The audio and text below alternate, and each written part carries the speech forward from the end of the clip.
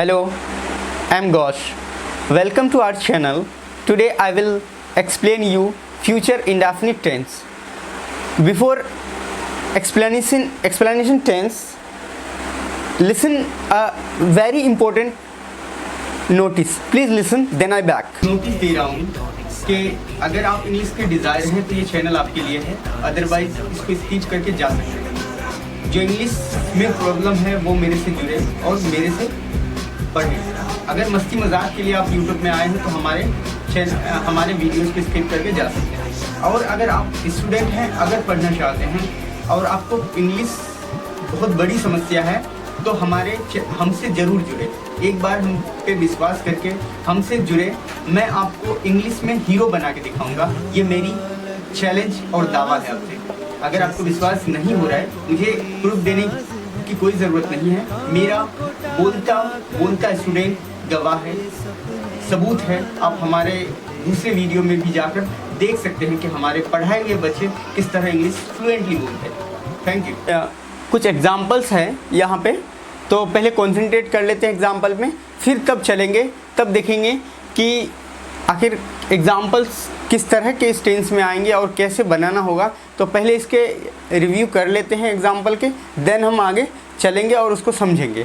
तो पहले एग्जाम्पल्स को यानी देख लेते हैं कि हमसे बन रहा है या नहीं। हमसे बन रहा है तो बहुत अच्छी बात है, नहीं बन रहा है तो इन पे कॉन्सेंट्रेट करके आप बनाना सीख जाना है। 100% आप सीखेंगे, हम आपको यकीन दिलाता हूँ, 100% सिखाएंगे हम आपको।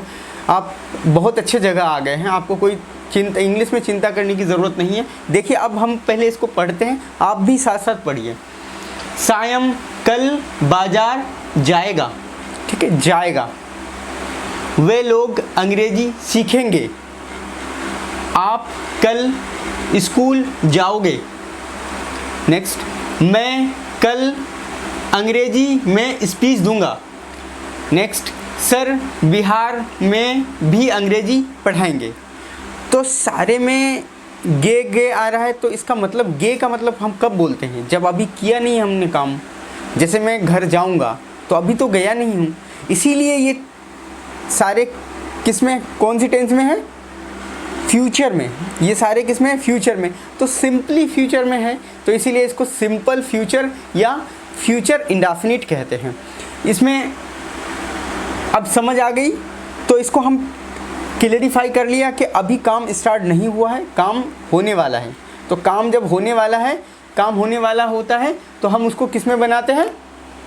फ्यूचर में बनाते हैं। और फ्यूचर में ये सिंपल सेंटेंस है, तो इसको सिंपल फ्यूचर इंडेफिनिट कहते हैं। एक्सप्लेनेशन में चलते हैं। चलते हैं हम लोग पढ़ने चलते हैं, है ना। देखो, उसको पहचानेंगे कैसे?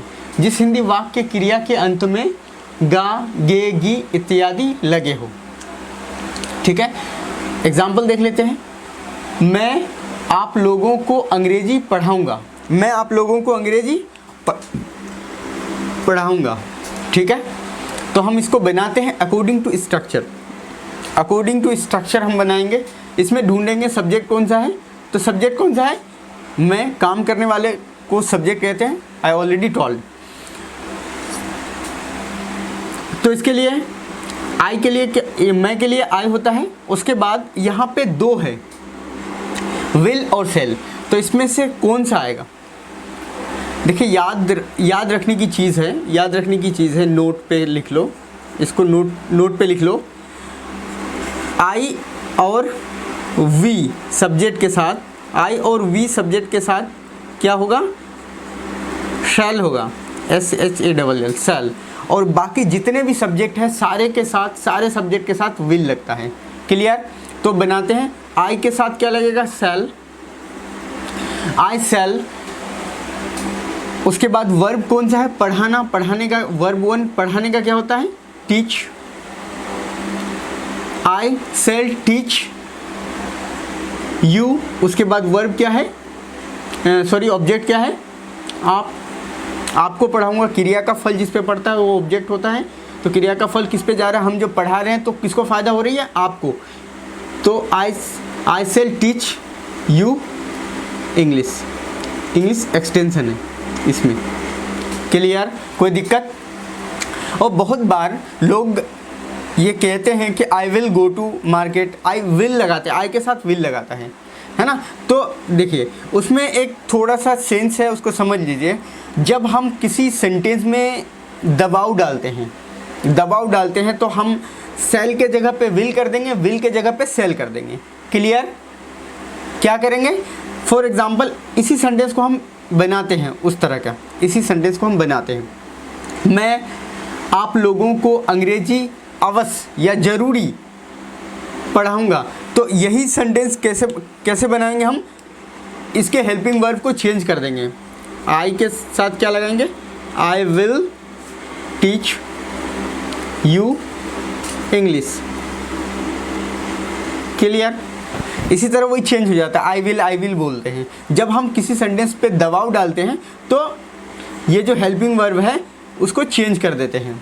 क्लियर? तो आई होप कि आप लोगों को समझ आया होगा, और मेरे साथ जुड़े रहने के लिए बहुत बहुत धन्यवाद। और ये जो स्क्रीन पे आपको दिख रही है, इस सॉल्व किया हुआ है, इनको आप देख लीजिए, चेक कर लीजिए, अब बनाने की कोशिश कीजिए। अगर कोई दिक्कत आ रही है तो मुझे कमेंट कीजिए, और अगर हमारे पढ़ाई को अच्छा लगता है तो आप इसको सब्सक्राइब करिए और अपने दोस्तों को भी बताइए हमारे बारे में।